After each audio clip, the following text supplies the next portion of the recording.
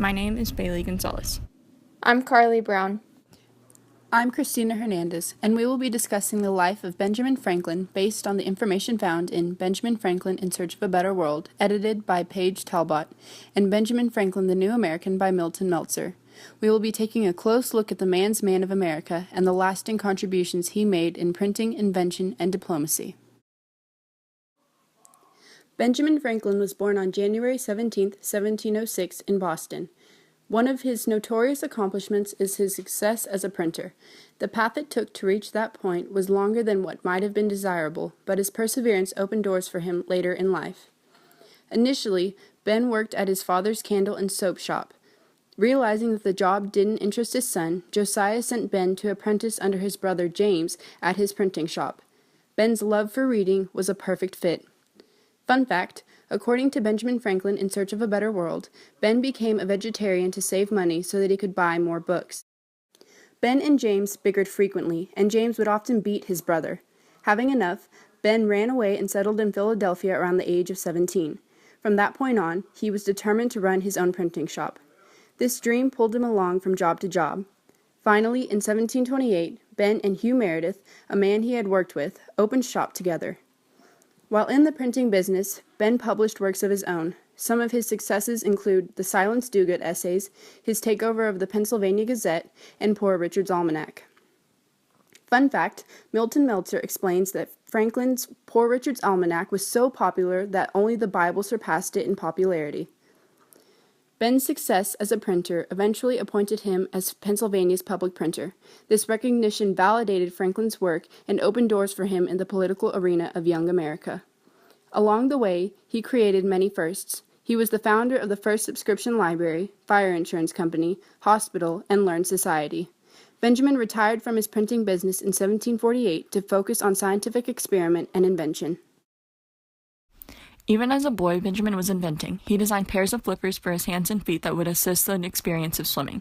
Through the years, Ben invented creations like bifocals, a flexible catheter to help his brother with his painful kidney stones, and, of course, carried out his famous experiments with electricity. Benjamin first became enamored with electricity after watching Dr. Archibald Spencer's electrostatic tricks.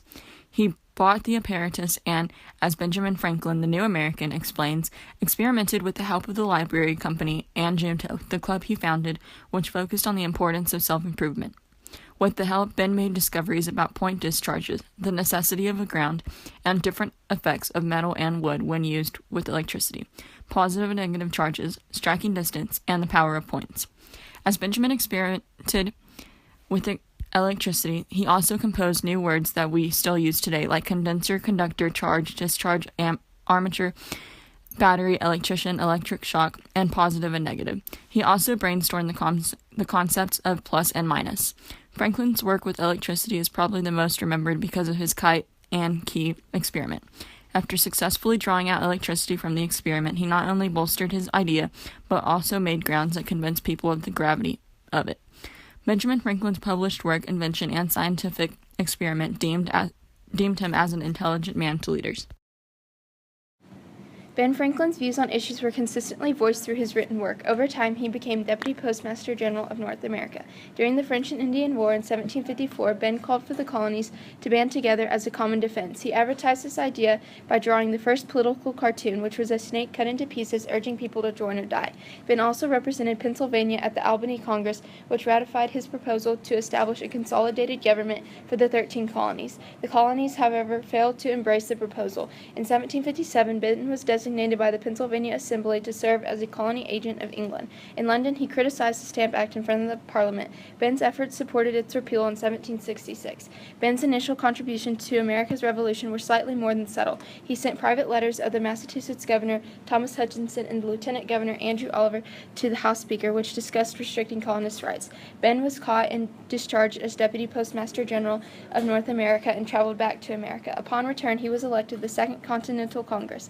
He was the first Postmaster General for the colonies and one of the 5 men selected to draft the Declaration of Independence. Shortly after, Ben was sent to France to negotiate peace and support. The French respected him for his intelligence. Ben was aware of the American image the French had created in their minds, and so he dressed exactly how they assumed. Ben's smooth diplomacy and France's high opinion of him made the Treaty of Paris possible in 1783. Ben also represented Pennsylvania at the Constitutional Convention. He had a hand in instituting the Great Compromise. This was the final decision declaring that the states would elect a proportional number of representatives to the House and an equal number of representatives in the Senate. Ben Franklin, as Milton Meltzer states, came from a family of blacksmiths in England. He took advantage of the life his father made for his family in America and grew up seeking to do good. Even after his death on April 17, 1790, we can still see his work. Whether it's the library we go to, the firemen we turn to, the electricity we use, the bifocals we wear, the independence that we declare, or the Constitution that guides us. It makes sense that Ben is honored on the $100 bill. He set goals, chased them, and strived to improve himself and his community. In fact, Benjamin Franklin, in Search of a Better World, mentions that he embraced the idea of serving so much he once wrote to his mother Abiah, "I would rather have it said he lived usefully than he died rich." Benjamin Franklin not only established the possibility of the American dream, but was also one of the most influential to live it.